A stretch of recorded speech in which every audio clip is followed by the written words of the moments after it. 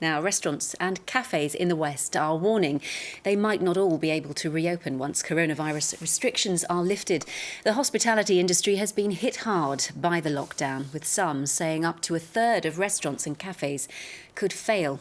Andrew Plant is up on the BBC balcony for us now. Andrew. Yeah, Amanda, they've called themselves the canary in the coal mine of the coronavirus. They say they were hit first economically by the lockdown and they could be hit for the longest. If you just look at the businesses here on White Ladies Road in Bristol, over half of them are cafes, restaurants or bars. All of them closed now, of course, but there is a big question mark over exactly how many will be able to reopen once the restrictions are over.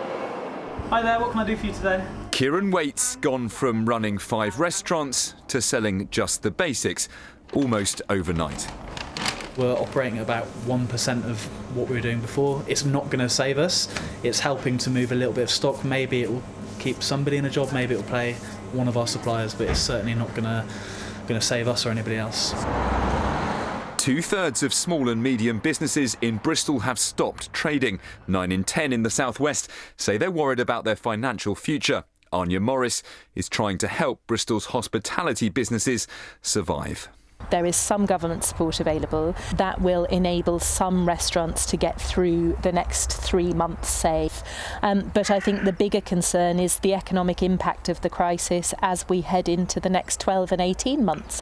The industry has said that months more of social distancing could be catastrophic.